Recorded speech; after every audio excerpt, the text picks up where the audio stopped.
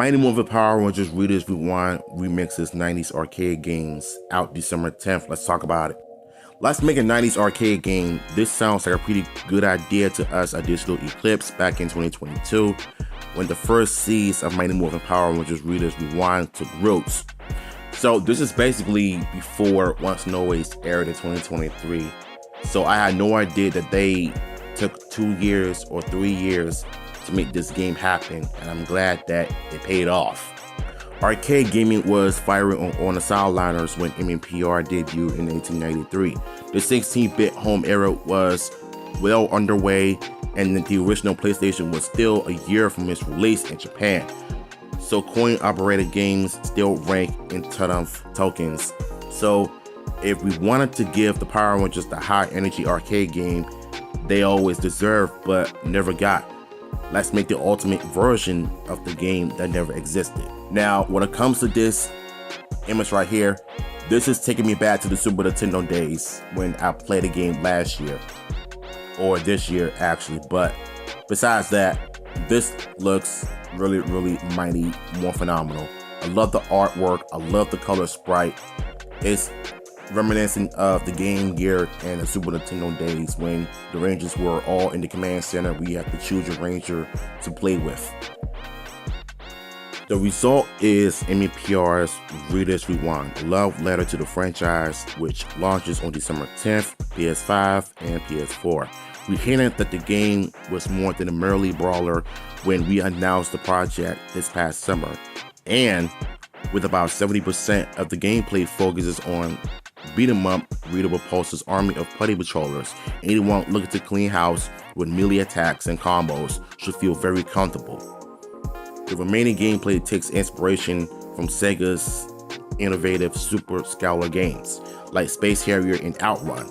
Before polygons ruled the earth, these games simulated 3D movement with a series of fast-moving 2D sprites. These are designed to deliver fast, in-your-face scrolling action, and we thought they'd be a perfect way to let MMPR fans take down some of the Rangers' most famous foes.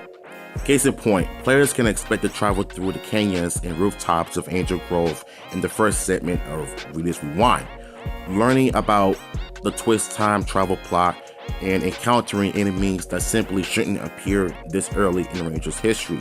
But after brawling and defeating Goldar, Rita will also particularly throw her magic wand to make Goldar grow each time in every episode.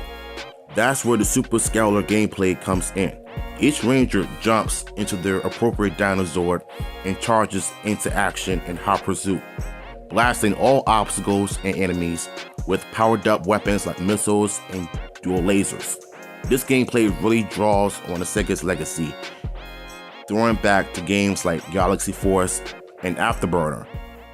Constant movement, waves of instant enemies, and powerful attacks to take them out of your way. Once Goldar is caught, the gameplay shifts again, this time to a first-person fighting game, where the Power Rangers form the Mighty Megazord to slug it out directly with the boss.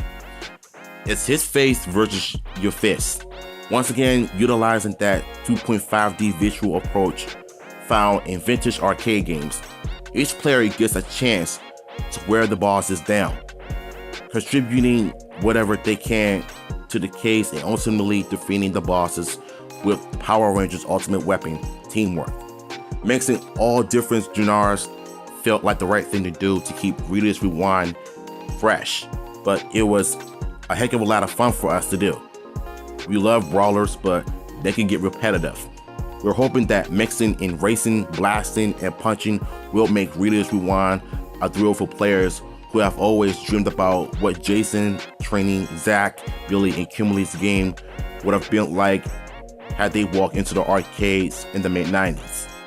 In fact, one of the concepts that drives a lot of what we do at Digital Eclipse is the desire to make games the way you remember playing them. Even if your memories have made those experiences a little sweeter and cooler than it might have actually been back in the day. Our goal with Rita's Rewind is to make a game that could have existed and certainly should have existed, but probably wouldn't have existed with all this variety in one place. since we have the benefit of looking at arcade games in the rear view mirror for 30 years. You'll take advantage of that to try to deliver something better than you have remembered. You know, the one thing I love about what Digital Eclipse is doing is being able to just give the fans what they want after 30 years of wanting an actual Power Rangers arcade game. And it's sad that they couldn't do it back in the day, which they had potential, because if you remember a scene with Ring with Diva Part 1, there was like an arcade cabinet with the Lightning Bolt logo on the side of it. And it makes me wonder, how come the Power Rangers never had an arcade game back in the day?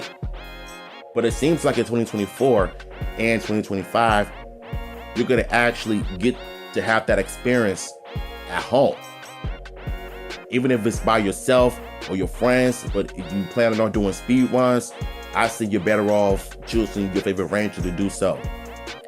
Because just seeing Shredder's Revenge speed run gives me high hopes to see something like this with Power Rangers, which I know they will.